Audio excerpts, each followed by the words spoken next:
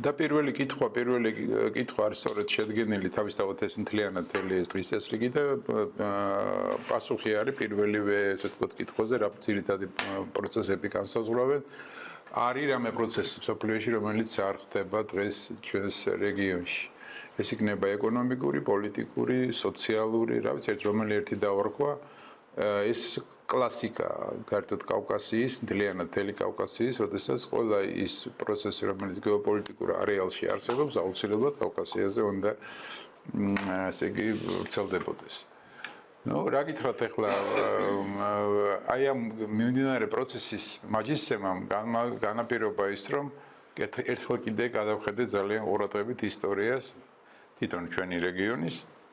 ხო და ასეთი კანონზომიერებაში ამიშინე ხა მე ძალიან შორს არ წავსულვარ, მაგრამ მე 7 საუკუნიდან მოვდივარ. ესე იგი საკმარისია აქ რომ სავაჭრო გზის რაღაცა ესეთი ფაქტი გაჩენილიყო. გარკვეული დროის განმავლობაში 10, 15, 50 წლის განმავლობაში საუცებლად გამოიწვევდა მეზობლების აგრესიას. ნებისმიერ შემთხვევაში ასე ხდებოდა. თუ არ იყო რეგიონი იმპერი რომელიმე დიდი სახელმწიფოს ან იმპერიის შემადგენლობაში, თუმცა იმპერიის შემადგენლობაშიც ყოფნის დროსაც კი ან დიდი სახელმწიფოს შემადგენლობაში ყოფნის დროს ესეთი ტიპის ექსცესი მომხდარა. ანუ ეკონომიკური წინსვლა რეგიონის აუცილებლად იწვევდა საპასუხო კონტრღონისძიებას. და ეხლაც იგივე ვითარებაა პრინციპში. ჩვენ უნდა შევეგოთ კი რომ უნდა ვიცოდეთ ეს მოცემულობა რომელიც არსებობს. ჩვენი რეგიონის კეთილდღეობა ეს გამოწვევაა. ეს არის აქსიომა. ჩვენი რეგიონის ქვეყნების ცალ-ცალკე კეთილდღეობა ეს კიდევ უფრო ძლიერი გამოწვევაა. ერთიანი კეთილდღეობა გამოწვევაა, მაგრამ ნუ შედარებით ესე თქვათ იოლად მოსაგერიებელია, თუმცა ახლა ერთიანობაზე ლაპარაკი ამ წუთში ცოტა ზედმეტია. მიუხედავად იმისა, რომ მე ვარ აპოლოგეტი და მხარდამჭერი კავკასოცენტრიზმის იდეოლოგიის, განსაკუთრებით ისეთ საკითხებში, რომელიც ეხება ეკონომიკას, იქნება ჰუმანიტარულ ნაწილს დასჭირდა. კარგი. ეხლა რაც შეეხება რა კონკრეტული პროცესები განსაზღვრავენ. ნუ რასაკვირველია პროცესები, რომელიც რაც ზედაპირზე ეს არის ჩვენს მეზობლად რაც ხდება. ესე იგი ჩრდილოეთში იქნება თუ სამხრეთში იქნება ეს ყველაფერი მოქმედებს იმ პროცესებზე, რაც კავკასიაშია. მე ხმანდახან მეცინებოდა ხოლმე, როდესაც მაგალითად ირანის კონფლიქტის გამო ლაპარაკი ეხებოდა იმას, რომ გინდა თუ ახლა ტოლვილების ნაკადი დაიძრება. ტოლვილების ნაკადი კი არ არის მთავარია ის ჯაჭვური რეაქცია, რომელიც რეგიონში ხდება, ეს ეხება ეკონომიკურ გამოწვევებს, ეს ეხება სოციალურ გამოწვევებს. რაც ძალიან მნიშვნელოვანია და ერთ გამოწვევაზე არასოდეს ხშირად არ საუბრობენ და ეს ძალიან მნიშვნელოვანია იმდენად, რამდენადაც ძალიან მოქმედებს მთლიანად კლიმატზე. ეს არის ფსიქოლოგიური მდგომარეობა, მუდმივი სტრესული მდგომარეობა მთელი რეგიონის. ეხლა ეს აპრობირებულია საუკუნეების განმავლობაში და ვითომ ერთი შეხედვით არ უნდა გვიკვირდეს, მაგრამ ეს ფსიქოლოგიური თემა არსებობს, როგორც ქვეყნების შიგნით, ისე ქვეყნების გარშემოც. და ძალიან სერიოზულად მოქმედებს და უაღრესად მაღალი დონის პოლიტიკური პლასტია საჭირო იმისათვის, რომ აი ამ ვითარებაში სწორი გამოსავალი ნახოს, ოქროშუალედი დაიჭიროს და მაქსიმალურად შეძლოს გაახანგძლივოს რეგიონში სტაბილური მდგომარეობა. ну ასეთი პოლიტიკური პლასტის შექმნა არის ძალიან რთული და ძალიან ბევრ პრობლემებთან არის დაკავშირებული. ჩაწერა დაგირეკავ ახლა. ჩაწერა მაქვს მეტრი. так ეს გამორთოთ, თორე ესენი შეგვაწუხებენ. ხო. ხო და ნუ ეს ფსიქოლოგიური ფაქტორის არსებობს, რაღაც ნუ ამაზე არ გავამახვილებ ყურადღებას, მაგრამ კიდე დავუბრუნდები იმ საკითხს, რა ფაქტორები რა მოქმედებს, ეს ნუ რასაკვირველია ეს ომები და ეს ბრძოლა, ხო, კიდე გარდა ამისა ზედაპირზე არსებული ფაქტორებისა არის მსხვილი პოლიტიკური მოთამაშეების ბრძოლა გავლენების სფეროებზე. ესეც არის, რო იტყვიან რუსულად, სტარო как мир, მაგრამ ესეა. თან ეს ქვეყნები იბრძვიან ერთმანეთთან, იბრძვიან პროქსი ძალების მეშვეობით მოწინააღმდეგესთან, იყენებენ სხვადასხვა მეთოდოლოგიას, ეს არის პირდაპირ დაპირისპირება, ეს არის შეღწევადობის, ეკონომიკური შეღწევადობა, ეს არის პოლიტიკური შეღწევადობა, ამა თუ იმ ქვეყანაში ფეხის მოკიდების მიზნად, საბოლოო ჯამში გვაქვს ისეთი აჭრილი სურათი, რომ ძალიან რთული ხა, მაგალითად აი საქართველოში ხშირად ვამბობთ ხოლმე, რომ ამა თუ იმ ქვეყნის მეხუთე კოლონა მუშაობს. მე აგვირდები, მეხუთე კოლონების მთელი რიგია. კოლონადები, ხო და გარდა ამისა, გავლენის სფეროები არის პოლიტიკური ინსტიტუტების მეშვეობით, ეკონომიკური ინსტიტუტების მეშვეობით, საგანმანათლებლო ინსტიტუტების მეშვეობით, რელიგიური ინსტიტუტების მეშვეობით. და იმდენად ზედაპირზედებს აი სოფლიო გეოპოლიტიკურმა ცვლილებებმა ამ სოფლიო წესრიგის ჩამოშლა პრაქტიკულად მთელი ჭუჭყი ამოიტანა ზედაპირზე და ეს ისე გაჩნდა დაუჟელობის სიმპტომი თუ როგორ სინდრომი კი ბატონო, კაი სინდრომი იყოს. სინდრომი ხო დაუჟელობის სინდრომი არა მარტო თქვათ მსხვილი მოთამაშეების მხრიდან, რომლებიც ისედაც იფარებდნენ ხოლმე ისე აი წესრიგის რაღაც კანონებს, საერთაშორისო სამართლის კანონებს. არამედ აი პატარა ქვეყნების მხრიდანაც უკვე დაუჟელობის სინდრომის გაჩნდა, ამაში ეს არის ჩანს ძალიან კარგად და რაც მთავარია აბსოლუტურად მოიშალა ეს პირობითად არსებული სამოქალაქო პასუხისმგებლობა.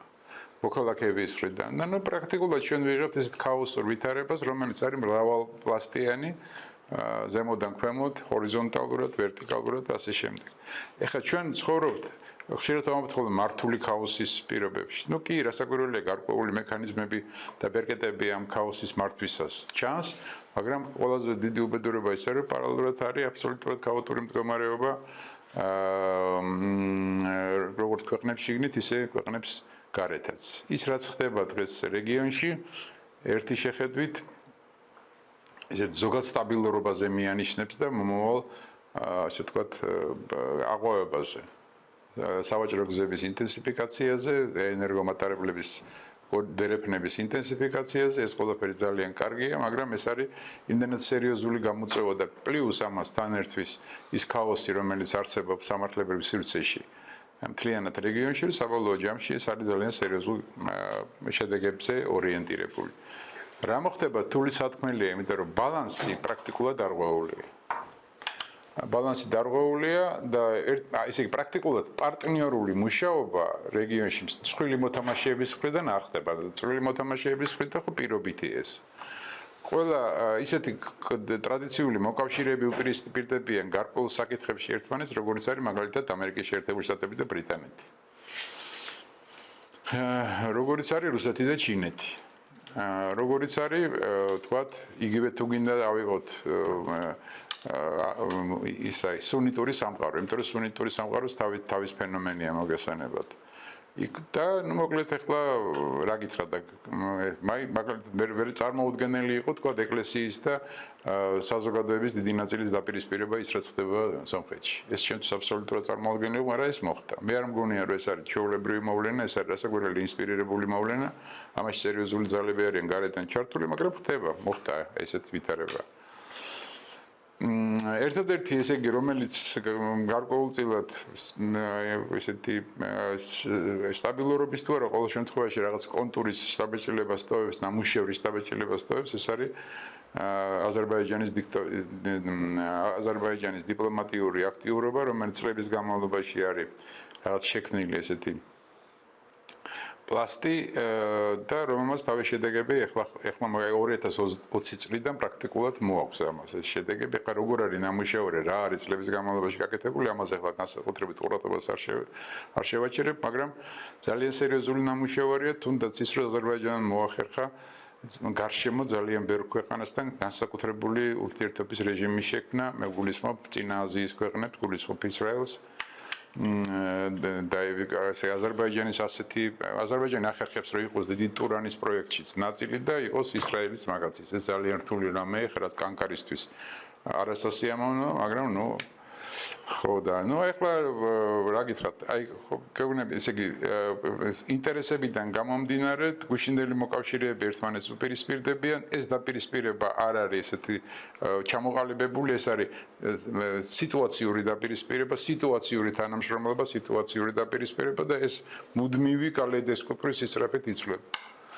ძირითადი გამოწვევები რასაკვირველია ეს არის ვითომ ერთ ზედაპირზე რაზდევს ეს არის ეკონომიკური საკითხები, დერეფნები, რომელიც ესე იგი კონტროლის უფლებას იტოვებს ყველა მსხვილი მოთამაშე, რომელიც რეგიონშია ჩართული. ყველა რუსეთი, ამერიკის შეერთებული შტატები ცალკე, ბრიტანეთი ცალკე, საფრანგეთი ცალკე, ევროკავშირი ცალკე, ჩინეთი ცალკე, არაბული სამყაროს წარმომადგენლები ცალკე, ორგანიზაციები ცალკე, თურქეთი ცალკე, ირანი ცალკე. ამ პატარა რეგიონის, სადაც ცხოვრობს დაახლოებით 30-40 მილიონი ადამიანი, ეს პატარა ისეთი მასშტაბებია გარშემო. რომ აი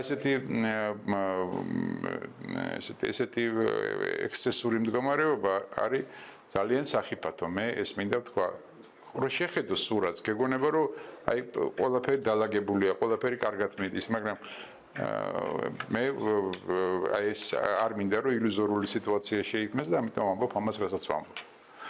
ну მოკლედ აი ეს არის თქვენ დასპირალ კითხვაზე დაახლოებით პასუხი. ახლა გამოწვევები არის სხვადასხვა ტიპის, აქ გიცეთ რა სხვადასხვა ტიპის არის. ახლა მარტო ეკონომიკური არ არის, მარტო ეს დერეფნები არ არის.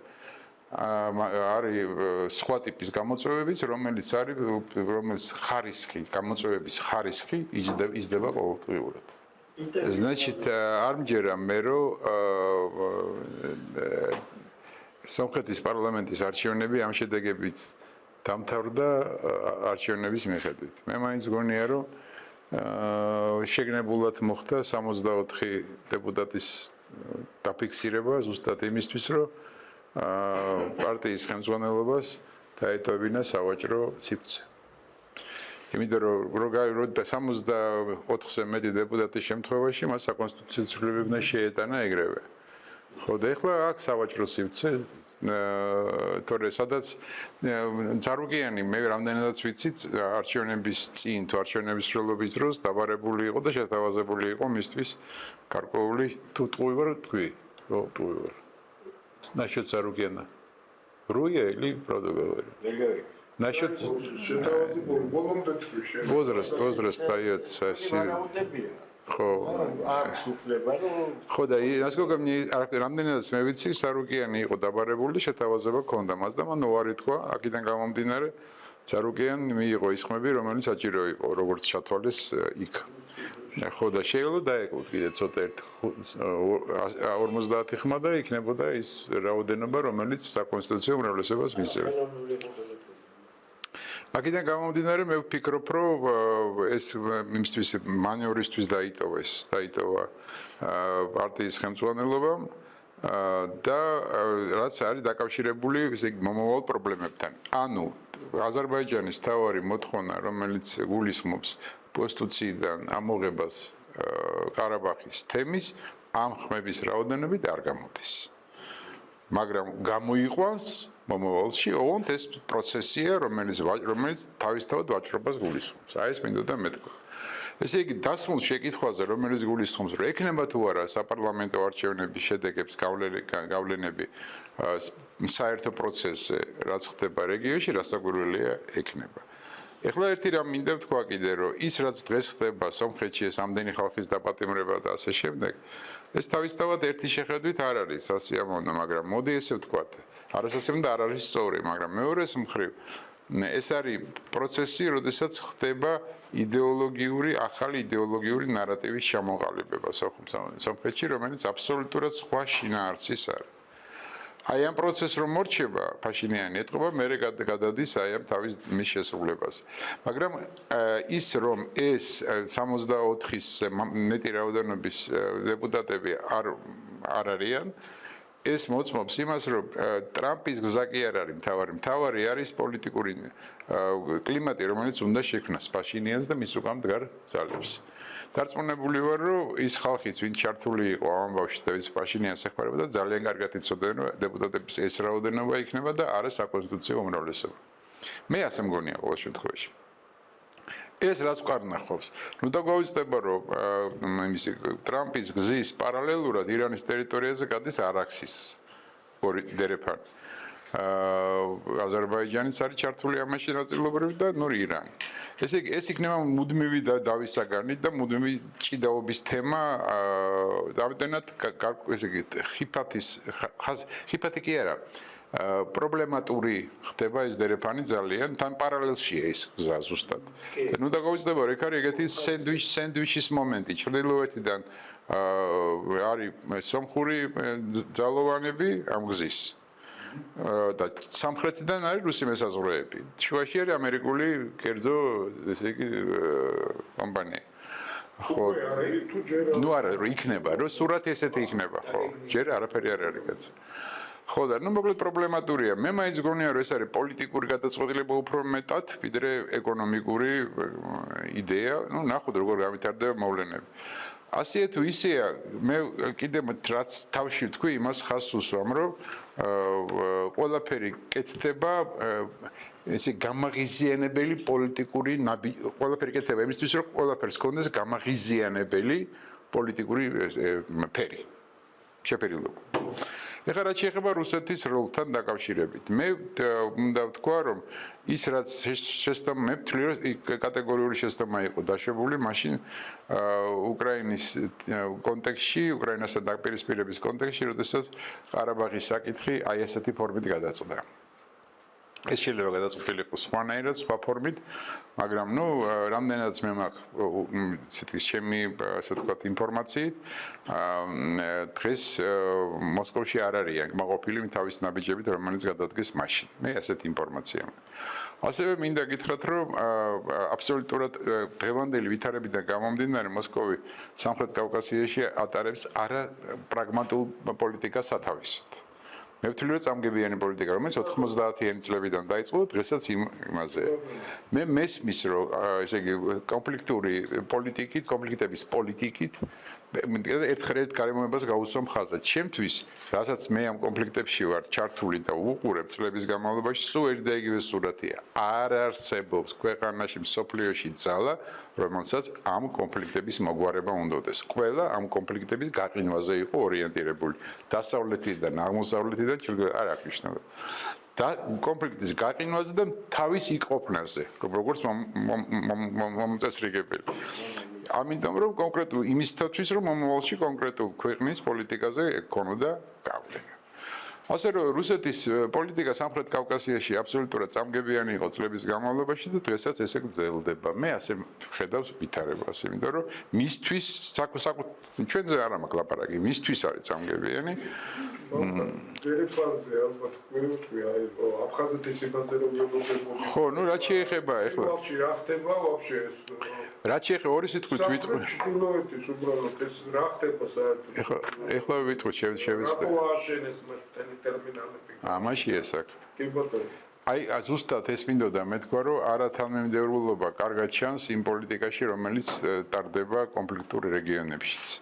2024 წლის ზაფხულში ჩემთვის სურათი ჩანდა დაახლოებით ასე რომ რუსეთი ყველაფერს აკეთებდა იმისთვის რომ დივერსიფიკაცია მოეხდინა აზერბაიჯანზე გამავალი გზის სამხრეთი რა ქვია ჩრდილოეთ სამხრეთი სავაჭრო გზის და მართ ეს პოლიტიკური მიდგომა ჩემის აზრით სწორი იყო დივერსიფიკაცია ყოველთვის სასარგებლოა და ეხლა ამ პირობებში მით უმეტეს როდესაც რუსეთის გავლენების შესუსტების მერე უაღრესად გაიზარდა სამაგად 4-მაგად გაიზარდა თურქეთის გავლენები რეგიონში.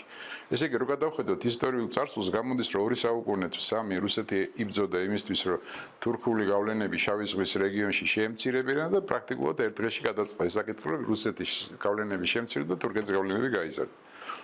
ამისთვის იყო ასე ჩანდა ყოველ შემთხვევაში დივერსიფიკაცია ძალიან მნიშვნელოვანი და ეს დივერსიფიკაციის პროცესი უნდა დაწყებულიყო ჯერ აფხაზეთის რკინიგზის აღდგენით და მერე დანარჩენი საქართველოს გატარებით თვირთების და მერე უკვე სომხეთის რკინიგზით რომელიც ისედაც რუსეთის არის 30 წელი ხო თუ რაღაც 30 წელი ხო და მაშინ ეს საკითხი ძალიან ღიად იდგა და მე ვიცი კონკრეტული პიროვნებები რომლებიც ამ საქმეში იყვნენ ჩართულები ბოდიში ერთი კონკრეტული პიროვნება რაკავს ეთქვა გიორგი, გადმოგირეკო ერთი წუთით რა.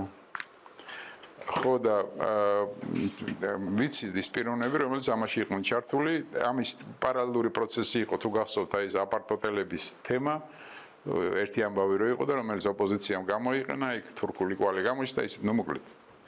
საბოლოო ჯამში ძალიან აქტუალური იყო აი ამ რკინიგზის ამუშავების საკითხი. მაგრამ ამასობაში შეიცვალა კურატორი აფხაზეთისა ოზაკი, მოვიდა მეორე კურატორი კირიენკო.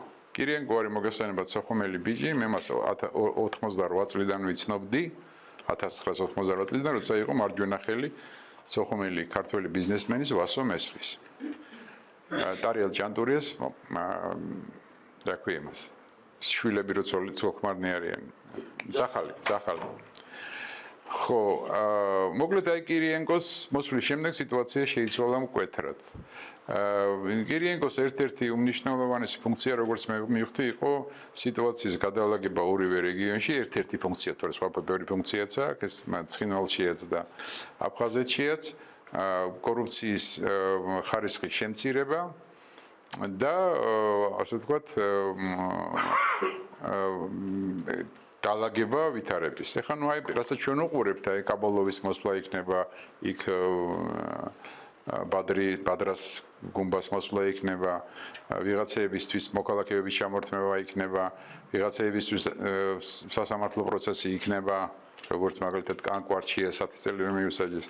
და ასე შემდეგ ეს ყველაფერი არის აი ამ დალაგების პროცესის ნაწილი. ვიდრე ეს პროცესი არ დალაგდებოდა და იქ კონს არ მოვიდოდა ადგილობრივი ისა, მანამდე ეს პროცესი როგორც ჩანს გაჩერებულია. იმიტომ რომ ეხლა უფრო ხშირად არის ხოლმე საუბარი რუსეთში გამართულ სხვადასხვა რანგის შეხვედრებზე სავაჭრო კორიდორების ახალ სისტემაზე, მაგალითად ინგუშეთიდან დანარჩენ საქართველოში რკინიგზის გაყვანა, რაც ძალიან ზვირიჯდება ჩემი აზრით, ვიდრე აფხაზეთის რკინიგზის ამუშავება, რაც მაშინ ჯერ კიდევ ძალიან აქტუალური იყო და რის გამოც ის duty free აშენდა იქ და ასე შემდეგ. მე ვთვლი რომ ესე იგი სხვადასხვა ჩინოვნიკები და სხვადასხვა ჯგუფების, პოლიტიკური ჯგუფების მიდგომები ერთმანეთს ებრძვის მოსკოვში. მე ასეთი შტაბ-ჭილება მრჩება და საბოლოო ჯამში რაღაც გადადგმული ნაბიჯები ჩერდება, მე ახალი ნაბიჯების გადადგმა იქნება და რაღაცა ესე იგი თანმიმდევრული კი არ არის პროცესი, არის ესე გაშლილი. სხვადასხვა ჯგუფის სხვადასხვანაირად მოქმედებს. აი გადას ის არის ცნობილი იგავის ლებეჯ რაგდა შუკას სურათი იკვეთება და ახლებს. შეიძლება უტრირებას ვაკეთებ ფაქტების, მაგრამ ასეთი სურათი იკვეთება და სხვა შორის ამ სურათის ესე ვთქვათ გამშიფრავი არის აფხაზური პოლიტიკური ელიტავე. ცხინვალის პოლიტიკური ელიტას აზრს ნუ მოვთხოვთ არა აქვს აზრი, მაგრამ აი ამას გამშიფრავა, იმიტომ რომ ხშირ შემთხვევაში მათ თვითონ არ ესმით, რატო არის ეს ნაბიჯები, თქვათ, აგრესიული და მერე ჩერდება და გონიათ რომ მათი გამარჯვება, მერე ირკვევა ეს ნაბიჯები ამ დროს სხვა მიმართულ. მოკლედ ასეა თუ ისე ეკლექტიკა აი ამ პოლიტიკაში ჭარბობს. თუმცა ამ ეკლექტიკის მიმართ რასაკვირველია გავლენების გაძლიერება მიმდინარეობს ამ შემდეგ. მე მაგალითად ვთვლი რომ ეხლა 17 ივნისს გაიმართა ასიანის ფარგლებში გაიმართა შეხვედრები ძალიან მაღალი რანგის, სადაც ისევ 3+3 საკითხი დადგა აქტუალურად და რომ ესე იგი თურქები და ესე იგი შეხვედრა ჰქონდა რუსეთის პრეზიდენტს და თურქეთის მე მგონი საგარეო საქმეთა მინისტრს თუ არ ვცდები და იქ უკვე ისევ 3+3 საკითხი დაგდა და იქ ითქვა რომ ირანი ჩაერთო ამბავში, ახლა ირანი უსეთია რა სათამაშო თეცხენზეა და აქედან გამომდინარე უფრო ისე ამაყად ლაპარაკობს და ეს პროცესი უნდა გააქტიურდეს. ეს პროცესი მექანიზმია აბსოლუტურად ესე იგი პრაქტიკულად მომხიბლავი იდეოლოგიის გარეშე. თორე ცუდი მექანიზმი შეიძლება არ არის. ძალიან კარგი მექანიზმია შეიძლება, მაგრამ მომხიბლავი იდეოლოგია იმისთვის, რომ იქ იყოს სომხეთი, აზერბაიჯანი და საქართველო, მე ვერ ვხედავ ამ იდეოლოგიას და ამას ვერ ხედავენ ჩემი კოლეგები ვერც ბაქოში და ვერც ერევანში მართლა ვიგებ. აზერბაიჯანისთვის ეხლა მართალ გითხრათ დამკვირვებლის სტატუსი 3+3-ზე ვლაპარაკობ, ხო? თორე აი მომხიბლაობის თემა არის. ეხლა რატო ვლაპარაკობ ამას ყველაფერს? იმიტომ რომ ჩვენ გვაქვს ეხლა უნიკალური შანსი, მე რაც მოვყევი თავში აპოკალიფტური სურათი რო დავხატე, შანსი მე რასაც ვფიქრობ, სამივე ქვეყნისთვის არის ну სხვა შანსები შეიძლება იყოს და მე ვერ ხედავდი ამას, მაგრამ ერთი შანსი არის. მხოლოდ იმ შემთხვევაში თუ გვექნება გარკვეული ერთიანი პლატფორმები, გარკვეული ერთიანი ინიციატივები, ერთი ჩვენი ხმა უფრო მკაფიოდ გაისმის, მეორეც ერთი ბევრად უფრო ნაკლებად მოწყვლადი გავხდებით და მესამეც ერთი უფრო აქტიური და აქტუალური იქნება ეს ესე იგი ჩვენი კავკასიური თემატიკა მსოფლიო პოლიტიკაში.